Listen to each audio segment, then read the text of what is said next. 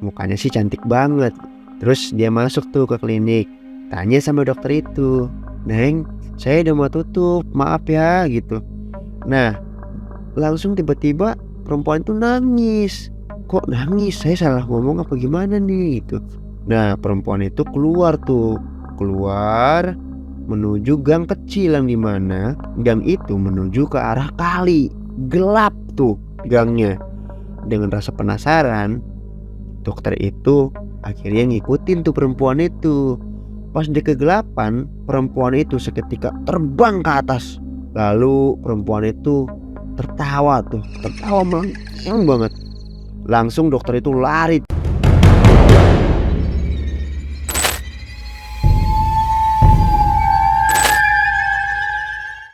Assalamualaikum warahmatullahi wabarakatuh. Gimana nih kabar pendengar setia Unlogic Story? Semoga kabar kalian dalam keadaan sehat walafiat dan dalam perlindungan Tuhan Yang Maha Esa. Jangan dipikirkan dan jangan dirasakan, karena mereka akan datang. Pasang handsfree kalian dan nikmatilah cerita ini. Ya, kali ini kita kedapatan cerita dari Ibu Imah, yang dimana ia membeli sebuah rumah di kawasan Bekasi. Nah, di depan rumahnya ini ada sebuah pohon sengon tua. Semua orang gak sanggup nih untuk menebang pohon itu. Hingga akhirnya pohon itu dibiarin tumbuh begitu aja di depan rumah itu.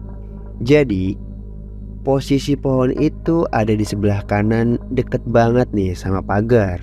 Kejadian ini dikisahkan pada tahun 1995-an. Ibu Imah ini baru aja nih beli tanah di kawasan Bekasi, yaitu Bekasi Utara Kabupaten. Ibu Imah rencana membuat bangunan rumah di tanah itu. Terlihat banyak pepohonan yang besar di area tanah kosong itu. Ia niat nih untuk menebang sebagian pohonnya karena sedikit mengganggu buat bangunan itu, bangunan yang dia mau bikin untuk jadi rumah. Ada beberapa tukang kebun mencoba untuk nebang beberapa pohon besar dan berhasil gitu. Kurang lebih ada 10 pohon gitu di tanah itu. Tanahnya kurang lebih 200 meter. Ketika semua pohon sudah ditebang, ada satu pohon nih yang gak bisa ditebang, yaitu pohon sengon. Pohon sengon yang terletak di sebelah kanan pojok itu. Pohon sengon ini gak besar, bisa dibilang pohonnya kecil gitu. Ya kurang lebih tingginya hanya 2 meter. Tapi susah banget nih untuk ditebang. Ada aja nih kendalanya. Ya, Pak Maman, salah satu tukang kebun yang mencoba untuk tebang pohon sengon ini. Ketika dia mau tebang, tiba-tiba ada seekor ular nih keluar dari tanah yang seolah menyerang Pak Maman. Dengan tergesa, Pak Maman membunuh ular ini. Nah, ketika ia ingin menebang pohon ini, tiba-tiba parang Pak Maman langsung tumpul. Gak bisa tuh ditebang pohonnya, dan gak sanggup buat nebang pohon ini. Pas malamnya, Pak Maman diimpikan gadis yang sangat cantik, yang dimana ia memohon sama Pak Maman ini agar jangan ditebang pohonnya, karena itu adalah rumah dia sejak kian lamanya. Akhirnya Pak Maman memberitahu ke Bu Imah agar pohon itu tidak boleh ditebang, karena ketika nanti ditebang akan terjadi sesuatu. Bu Imah yang gak percaya nih sama perkataan Pak Maman. Ia menyuruh tukang kebun yang lain untuk menebang pohon itu. Ya, beberapa hari kemudian akhirnya datanglah Pak Johar. Ia adalah tukang kebun juga nih yang cukup lumayan terkenal di wilayah itu. Pak Johar mulai menebang pohon itu, tetapi kali ini ia menggunakan mesin gergaji. Pas ia mau tebang, tiba-tiba mesin itu mati dan rusak, tidak bisa digunakan. Keesokan harinya Pak Johar akhirnya mengalami sakit keras Dan akhirnya Pak Johar meminta maaf kepada Bu Imah, tidak ingin melanjutkan lagi penebangan pohon itu. Setelah ia memohon maaf kepada Bu Imah dan tidak melanjutkan niatnya untuk menebang pohon sengon itu, ia disembuhkan nih oleh paranormal dan dia sembuh gitu dari penyakitnya itu. Paranormal ini bisa dibilang kuncen di tempat itu yang cukup dikenal warga kalau dia bisa mengatasi makhluk-makhluk gaib. Namanya Pak Awi. Pak Awi ini bisa dibilang orang paling terpandang lah. Pak Awi ini pesan sama Bu Imah, pohon itu alangkah baiknya nggak usah ditebang gitu, karena nanti bisa beresiko oleh penghuni rumah ataupun orang yang menebangnya. Akhirnya Bu Imah mengiyahkan tuh, ya udahlah nggak usah ditebang gitu. Rumah itu dibangun oleh beberapa tukang lainnya dan akhirnya jadi tuh rumah itu. Kurang lebih 1 bulan lah rumah itu jadi. Nah, akhirnya pohon itu tetap berdiri kokoh di sebelah kanan. Singkat cerita, setelah 1 bulan rumah itu jadi, Bu Ima sedang masak nih di dapur. Nah, ia melihat ada seekor ular tuh di situ. Sontak, sang suami, Pak Karto, yang sedang memegang pisau langsung melemparnya ke ular itu. Dan ular itu pun mati. Dengan gegabah, Pak Karto ini membakar ularnya. Ketika malam tiba, sang suami pun hendak pergi kan gitu. Ya udah, Bu Imah yang baru memiliki 1 anak ini, yaitu Dimas, ia panik nih. Tiba-tiba di tangannya kedapatan seperti kayak ular gitu. Ular yang muncul di dalam kulit. Tangannya tuh biru gitu, biru, kaku, dan gak bisa digerakin sama sekali. Apakah ini bertanda buruk dari akibat suami yang membakar ular itu? Wallahualam.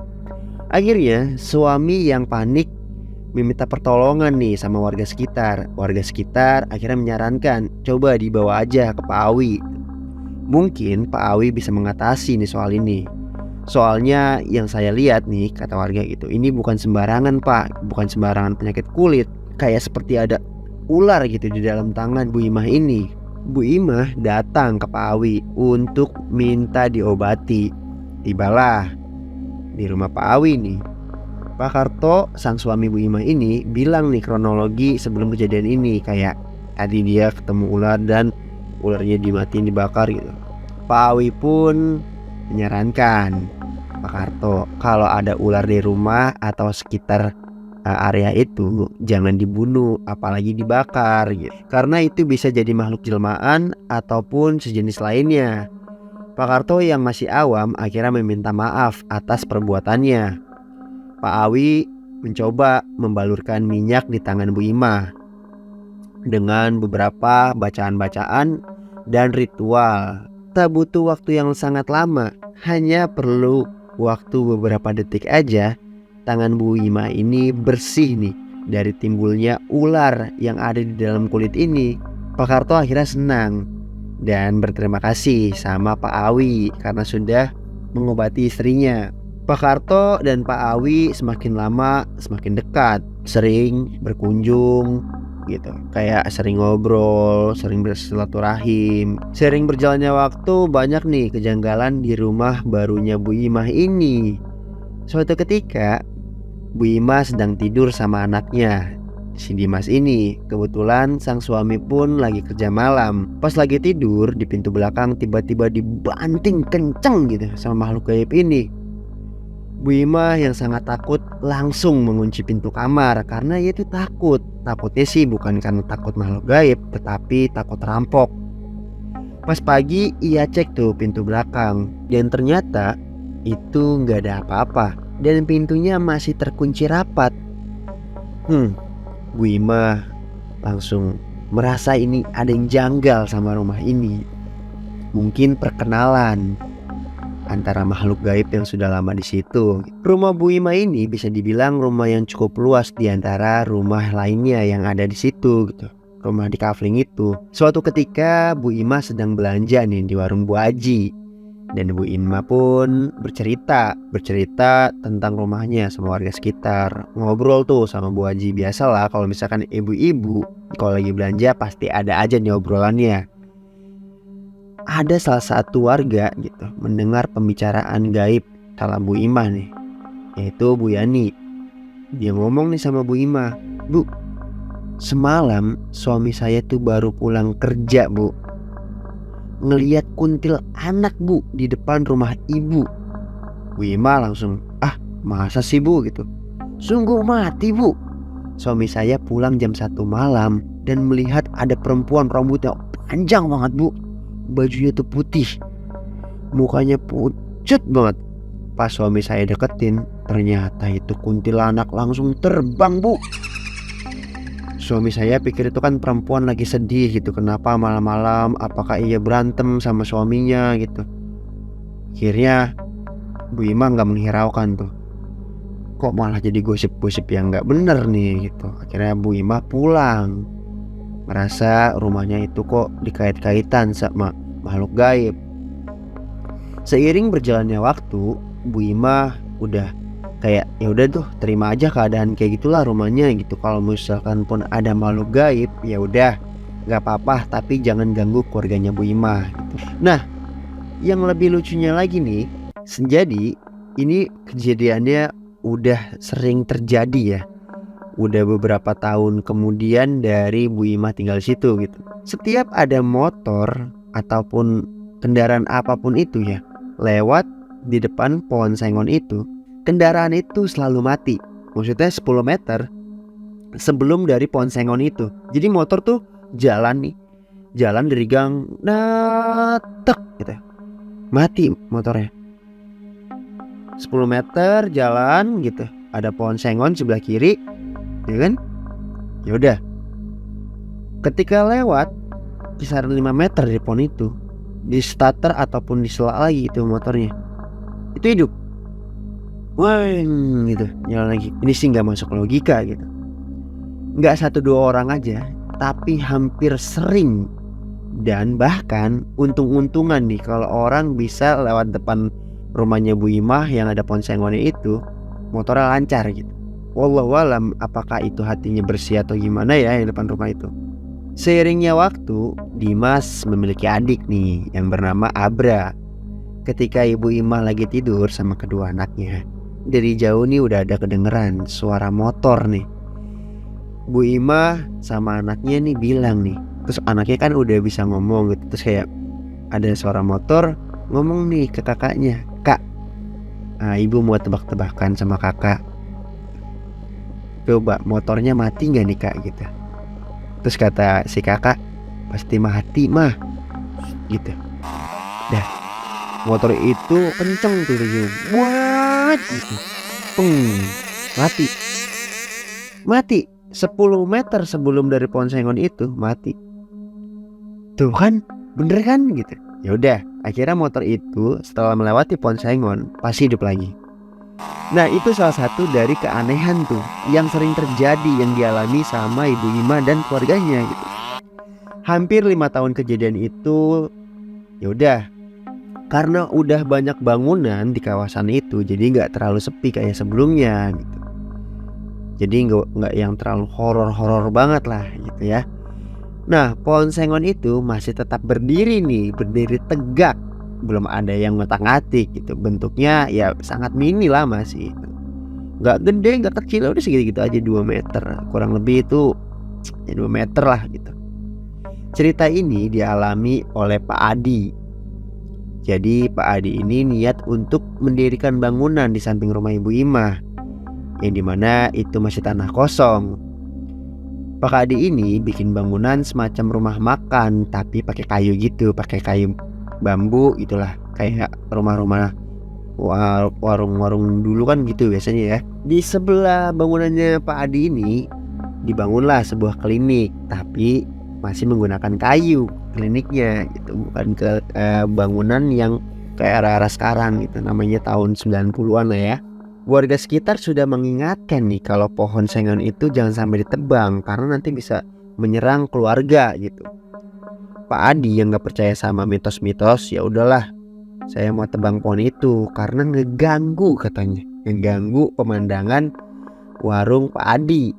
Nah, hari pertama Pak Adi ini coba nih buat ngambil golok buat nebang pohon sengon itu. Ya dia nggak jauh sih dari rumahnya, rumah aslinya untuk ke rumahnya Bu Imah nih yang sampingnya mau dibangun sama Pak Adi. Pas dia balik dari rumahnya menuju lahan itu nih untuk nebang pohon sengon itu, akhirnya Pak Adi tuh ditabrak sama pengendara motor dan akhirnya gagal untuk menebang pohon itu. Karena keadaannya tuh nggak cukup baik lah gitu. Dia luka-luka sedikit, tapi dia nggak bisa langsung sembuh gitulah. Ya kurang lebih 3 hari 4 hari dia baru bisa aktivitas lagi. Nah, Pak Adi masih kekeh aja nih untuk nebang pohon itu karena dia pokoknya nggak percaya lah sama yang namanya mitos.